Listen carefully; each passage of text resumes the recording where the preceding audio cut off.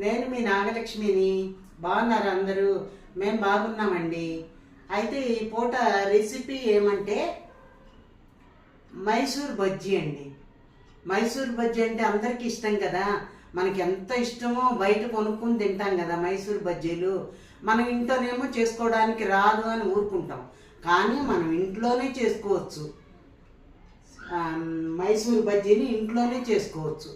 ఎలాగా అంటే నేను చెప్తాను. అంటే వీడియో చూపించాను, మీకు మామూలుగా చెప్తాను. మైసూర్ బజ్జీ ఏం చేయాలి? ఎంత పెరుగు తీసుకోండి. పెరుగు తీసుకుని దాంట్లో సోడా ఉప్పు వేయాలి, బాగా కలపాలి. 2 చెంచాలు సోడా ఉప్పు వేయాలి. వేసి బాగా కలిపి ఒక 5 నిమిషాలు ఎట్టు పెట్టాలి. అది బాగా పొంగుతుందన్నమాట. ఆ బబుల్స్ ఏర్పడి బాగా పొంగుతుంది. అప్పుడు మైదా పిండి వేయాలి.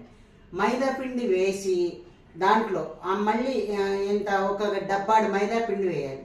వేసేసి బాగా పెట్టాలి. బాగా కలిపేసి అట్టే పెట్టాలి.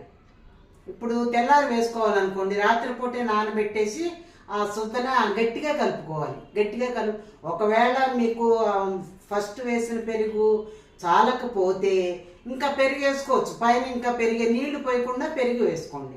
వేసి బాగా కలిపేసి గట్టిగా కలిపి పెట్టుకోండి. పొద్దున 8 ఆ ప్రాంతాల్లో మనం ఏం చేస్తాం, టిఫిన్ వేసుకుంటాం కదా, అప్పుడు నూనె పెట్టుకుని ఈ మైసూర్ బజ్జీ బాగా కలిపేసేసి మళ్ళీ ఇలా వేసుకోవాలి. నాకు ఇలా వేయడం రాదండి, అందుకని ఇలాగే వేశాను. అయినా కానీ అంతంత పొంగినాయి, బాగా వచ్చినాయి, బ్రహ్మాండంగా ఉన్నాయి. హోటల్ స్టైల్ మాదిరి ఉన్నాయన్నమాట. మీరు కూడా చేసుకోండి. ఒక సండే చేసుకోండి. సండే చేసుకుంటే అందరూ తింటారు కదా. నచ్చితే లైక్ చేయండి, కామెంట్ చేయండి, సబ్స్క్రైబ్ చేసుకోని వాళ్ళంటే చేసుకోండి. చివరి వరకు వీడియో చూడండి. Bye bye.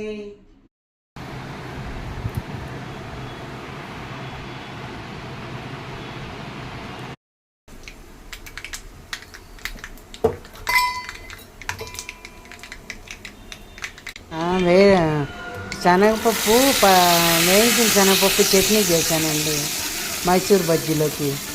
అది తిరగమాత వేసాను, చట్నీ చేశాను.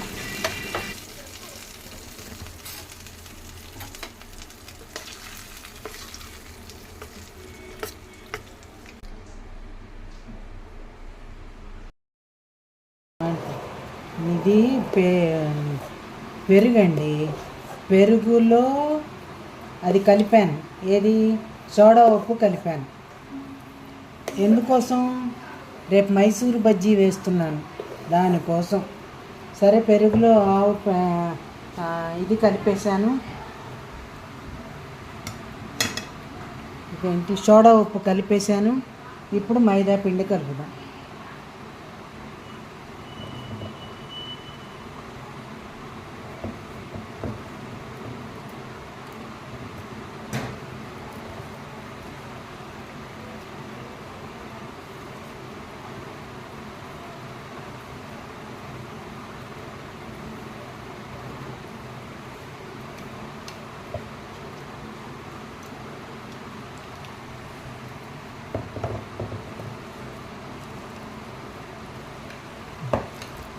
ఇలా గట్టిగా కలిపి పెట్టేసుకున్నాం అనుకోండి, పొద్దున్నే మనం టిఫిన్కి రెడీ అయిపోతుంది.